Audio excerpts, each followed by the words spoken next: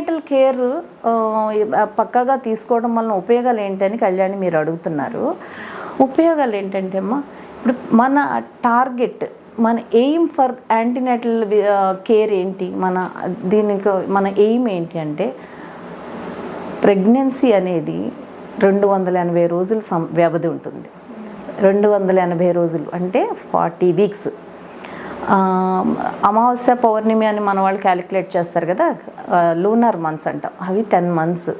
లేదు అంటే 9 calendar months, 7 days pregnancy అనేది నార్మల్ రేంజ్. ఈ 280 డేస్ ఆమెని, ప్రెగ్నెంట్గా ఉన్న స్త్రీని క్షుణ్ణంగా ఎగ్జామిన్ చేయటం, ఆమెకి ఏమన్నా, ఆమె ఏ విధమైన రిస్క్ ఫ్యాక్టర్స్ ఏమైనా ఉన్నాయా లేవా అనేది ఐడెంటిఫై చేయటం, ఈ రిస్క్ ఫ్యాక్టర్స్ నుంచి మెడికల్ డిజార్డర్స్ కానీ లేదా ఆబ్స్ట్రిక్ కాంప్లికేషన్స్ కానీ ఏమైనా వస్తాయా అని ప్రిడిక్ట్ చేయటం, ఇఫ్ ఎట్ ఆల్ అలాంటి కాంప్లికేషన్స్ ఏమైనా రావటం జరిగితే ఎర్లీగా ట్రీట్ చేయటం, ఈ ట్రీట్ చేసి కాంప్లికేషన్స్ ఫర్దర్గా అంటే ఆమె హెల్త్ ఏమీ పాడు కాకుండా, హెల్త్ డిటోరేట్ కాకుండా ప్రివెంట్ చేయటం, ఇవన్నీ కూడా మన యాంటీనేటల్ కేర్ యొక్క ఎయిమ్. అంతేకాకుండా 280 రోజులు నిండు గర్భం కంప్లీట్గా అయిన తర్వాత సహజ అంటే పురిటి నొప్పులు అంటారు కదా, సహజంగా పురిటి నొప్పులు ప్రారంభం అవ్వటం, సహజ ప్రసవం అవ్వటం, సహజంగా ప్రసవం వెజైనల్ రూట్ ద్వారా డెలివరీ అయిన తర్వాత శిశువు తల్లి ఆరోగ్యంగా ఇంటికి వెళ్ళిన 6 వారాల తర్వాత కూడా ఆమె ఆరోగ్యంగా బేబీకి ఫీడ్ చేయగలగటం అనేదన్నీ కూడా మన యాంటీనేటల్ కేర్లో ఉండే ముఖ్యమైన అంశాలు. ఇప్పుడు యాంటీనేటల్ కేర్ కోసం ప్రథమంగా వచ్చినప్పుడు మనం రిజిస్ట్రేషన్ చేసిన వెంటనే ఆమె పల్స్ చూస్తాం. ఫస్ట్ ఆమె పల్స్ రెగ్యులర్గా ఉందా, ఇర్రెగ్యులర్గా ఉందా, పల్స్ని అంటే నాడి అంటారు కదా, నాడి చూడటం ద్వారా కూడా మనకి చాలా అవగాహన వస్తుంది. ఏమైనా హార్ట్ రిలేటెడ్ ప్రాబ్లమ్స్ ఉన్నాయా, లేదా అమ్మాయి వీక్గా ఉందా, డీహైడ్రేటెడ్ ఉందా, అలా తెలుస్తుంది.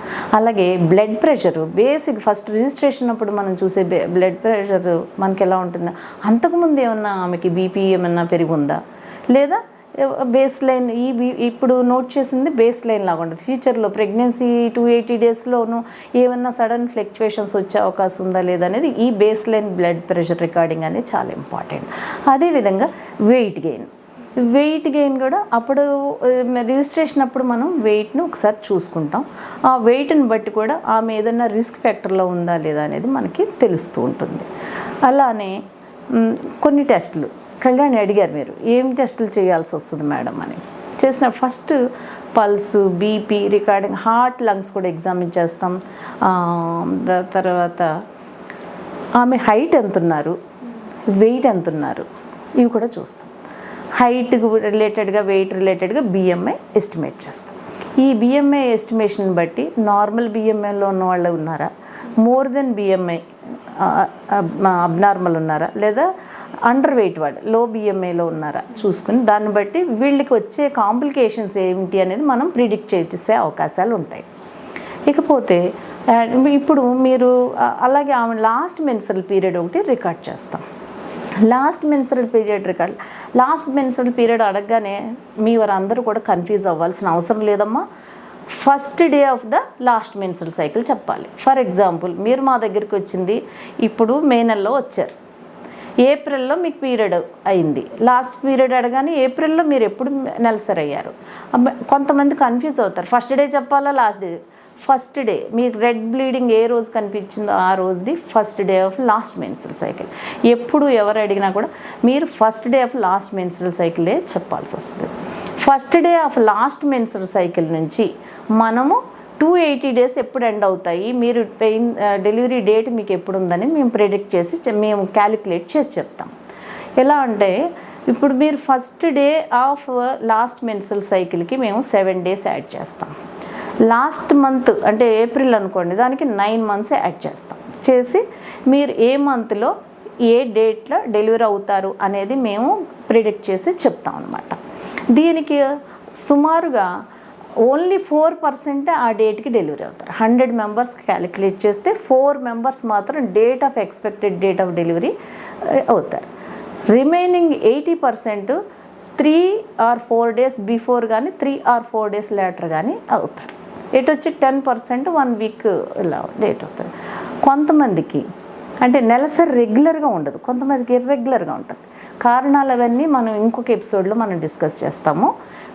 ఇర్రెగ్యులర్ పీరియడ్స్ ఏంటి, ఎందుకు వస్తాయి అవన్నీ. కానీ ఇర్రెగ్యులర్ పీరియడ్స్ ఉన్న ఉమెన్ ప్రెగ్నెంట్ అయితే మన దగ్గరికి వచ్చినప్పుడు డేట్ ఆఫ్ ఎక్స్పెక్టెడ్ డెలివరీ ఎలా చేస్తాము అనేది మీకు అందరికీ నేను ఎక్స్ప్లెయిన్ చేస్తాను. కొంతమంది ఫ్రీక్వెంట్గా మెన్స్ట్రల్ సైకిల్స్ ఫ్రీక్వెంట్గా అంటే మంత్లీ వన్స్ అంటే ఇయర్లో 12 times అవ్వాలి.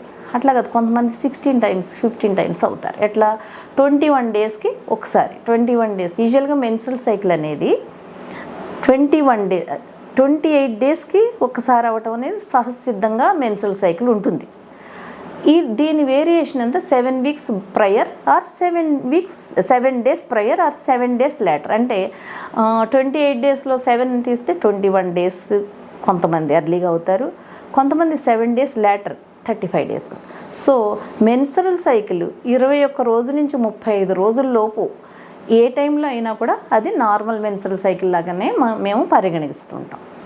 మీరు షార్ట్ సైకిల్ వాళ్ళు అంటే 21 days వాళ్ళు అనుకోండి, మీ ఎక్స్పెక్ట్ చేసి క్యాలిక్యులేట్ చేసిన డేట్లో 7 days ఏదైతే ఉందో అది తీసేస్తాం.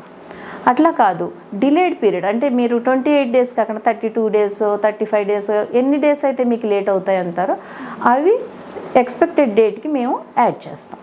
సో సుమారుగా ఇలా మేము మీరు ఫలానా టైంకి డెలివరీ అవుతారని చెప్తాం. ఇలా చెప్పటం వలన మీరు మీ హస్బెండ్ ప్లానింగ్ ఫర్ డెలివరీ, ఎక్కడ డెలివరీ అవ్వాలి, ఆ టైంలో ఏ ప్లేస్లో డెలివరీ అవ్వాలి, ఇవన్నీ డెసిషన్ తీసుకోవడానికి కూడా ఒక నిర్దిష్టమైన ఐడియా మీకు వస్తుంటుంది అన్నమాట. ఇప్పుడు మీరు మెన్స్ట్రల్ సైకిల్ నోట్ చేసుకున్నప్పుడు ఒకటి క్లియర్గా మేము అడుగుతాం, అమ్మ ఈ నెలసరి అవటానికి ముందు గర్భనిరోధక మాత్రలు ఏమన్నా వాడావా తల్లి అని అడుగుతూ ఉంటాం. గర్భనిరోధక మాత్రలు వాడిన తర్వాత ప్రెగ్నెన్సీ వచ్చిందంటే 14 days డిలే ఉండే అవకాశం ఉంటుంది. అట్లానే ఇర్రెగ్యులర్ సైకిల్స్ ఉన్న లేదా ఎంబ్రియో ట్రాన్స్ఫర్ చేస్తారు. ఎంబ్రియో ట్రాన్స్ఫర్ చేస్తానంటే దానికి మీకు లాస్ట్ పీరియడ్ 14 days ప్రయర్ ఉంటుంది. ఆ రకంగా కూడా మేము క్యాలిక్యులేట్ చేసి మీకు ఇస్తాం. ఇట్లా డౌట్ఫుల్గా ఎల్ఎంపీ ఉన్నప్పుడు మేము ఏం చేస్తామంటే ఫస్ట్ ట్రైమిస్టర్లో అంటే మీకు 280 days ప్రెగ్నెన్సీ వ్యవధి చెప్పాను కదమ్మా, అంటే 9 months. మొదటి 3 నెలలు, మధ్యస్థ 3 నెలలు అండ్ చివరి 3 నెలలు అంటే first trimester, second trimester, third trimester 3 భాగాలుగా విభజిస్తాం. ఈ first trimester scan as early as possible మనం చేసుకుని ఆ స్కాన్ ఎక్స్పెక్టెడ్ డేట్ అంటే ఎన్ని వారాల శిశువు ఉందో మనకు ఐడియా వస్తుంది కదా, దాన్ని బట్టి మీరు ఇర్రెగ్యులర్ పీరియడ్స్ ఉన్న వాళ్ళ డేట్ మేము ఎస్టిమేట్ చేసిన దాన్ని కోరిలేట్ చేసుకుని కరెక్ట్గా ఉందా లేదా అనేది మళ్ళీ మనం నిర్దిష్టంగా కరెక్టెడ్ డేట్ ఆఫ్ డెలివరీకి మేము ఇస్తాక అవకాశం ఉంటుందన్నమాట.